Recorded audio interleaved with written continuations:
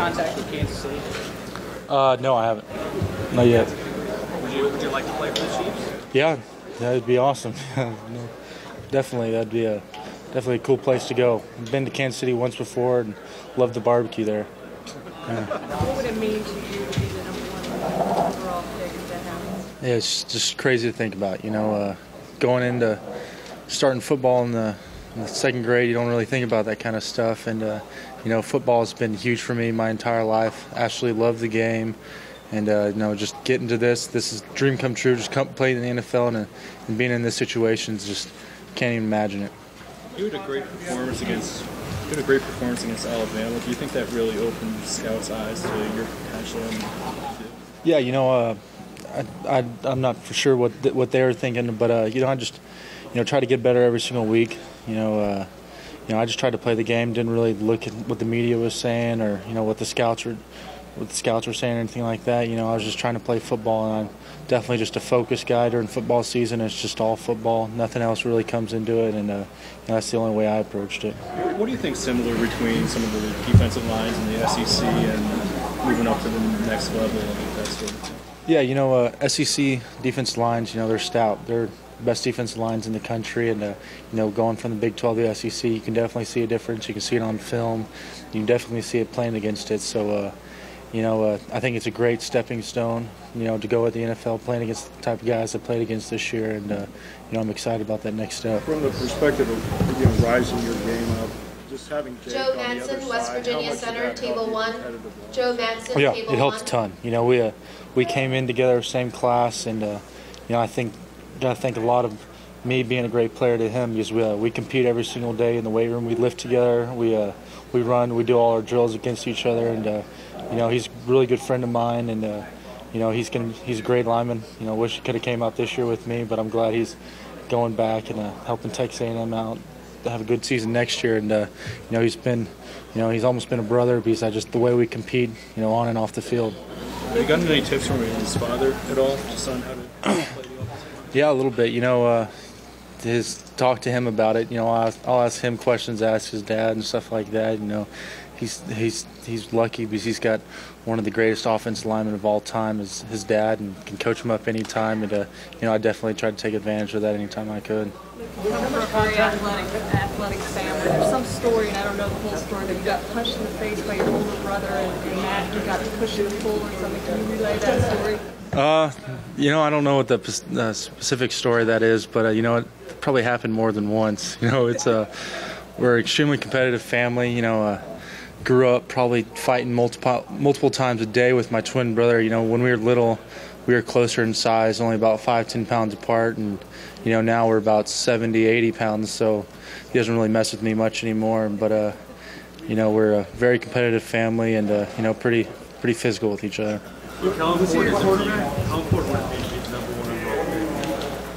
overall pick? It'd be really cool. It'd be a dream come true. But it's the way I'm just looking at it. I want to get there. I'm definitely striving to be the #1 pick. Going through this entire process and playing the season and all that kind of stuff. But my dream is just to play in the NFL, and I know being the #1 pick, after that, doesn't really matter. You got to go and prove yourself in the NFL, and it's just like that in college. Being the #1 recruit in the country doesn't matter once you step on that campus. So, it's the same thing. It's cool and it's an honor and everything, but definitely just going whatever team I go to and proving myself there is the biggest thing. Was your brother your quarterback in high school?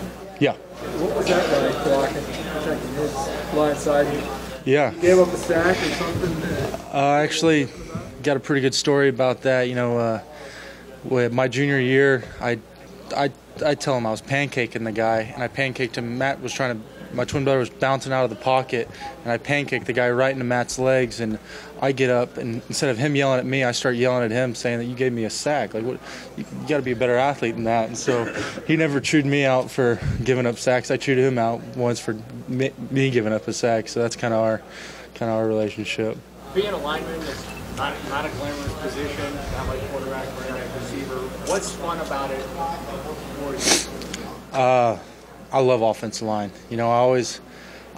Growing up, I always thought I was too athletic for the position. I was a quarterback in junior high, me and my twin brother, there's 2 A teams for our junior high, 100 kids try out, and we were the quarterbacks for both teams, and wanted quarterback, then wanted to play tight end, and always ended up on the offensive line just because I was the biggest guy on the team. And offensive line is what I was born to play. I love the position, love the physical aspect of it, love just it's a one-on-one. You finish every single play with a one-on-one block. There's not many other positions on the field like that, and love that part of it. And I'm a background guy, and that's why I belong on the offensive line. What was your relationship like with Ryan Tannehill, and after he got drafted last year, did you get any advice from him or what to expect about this role? Yeah, he's a great quarterback, great leader for our team. Really enjoyed blocking for him. He's a lot different to block for than my quarterback this year, and I liked that a little bit more. But he's, I talked to him a couple weeks ago down in Miami when I was at the national championship game. I went and had lunch with him, and asking him about the whole agent process, and then the draft, the combine, all that kind of stuff. And he helped me and gave me a lot of tips on all that. Kind of calmed my nerves a little bit, and he was very helpful. I mean, that would be awesome. It's any team I end up, though. It's just a dream to play in the league. But playing with Coach Sherman, that's why I went to A&M, was for Coach Sherman and Coach Turner, who's now the line coach at Miami. That'd be a comfortable transition. But whatever team's fine with me. What effect did Lineman you grew up looking up to? Well, in high school and all that, I watched Joe Thomas. He's definitely the guy I loved watching. Love the way he plays. He's just, I don't know about his weight room numbers and stuff like that, but he's just one of those guys. Looks like he's got that brute strength, lumberjack strength, and I kind of pride myself on that too. A guy that doesn't get pushed around too much. Great pass blocker, and plays hard, plays the whistle, and that's the guy I watched in high school growing up. What prompted you to write the letter to A&M? Felt like they deserved it. A&M gave me everything I asked for and more. The 12th man there, our fan base is one of the best in the entire country, and I'm so happy I chose A&M, and I'm so happy with my 3 years there, and I felt like they deserved it, and I was not going to get a chance to go back to College Station before I took off and started training and everything, so I needed some kind of closure with all that, and I'm glad I did it. blocking strength will make you better? Just talk about the effect of blocking for a guy that can extend plays like that. Yeah, I definitely think it made me better. That first game this season against Florida, in practice you can't see the way he plays in games because it's a quick whistle, no contact on the quarterback, and you get in that first game against Florida, you see what he can do with the ball and see how he extends plays, and you got to learn pretty quickly to hold your block longer, and I think that definitely made me a better pass blocker. I was trying to hold on blocks as long as I could. It made me a more conditioned offensive lineman, which I think is huge. Everyone thinks of offensive linemen as big guys that can't move for very long and aren't well conditioned. But A&M, we had a very well conditioned line, and I think that helped a lot blocking for Johnny.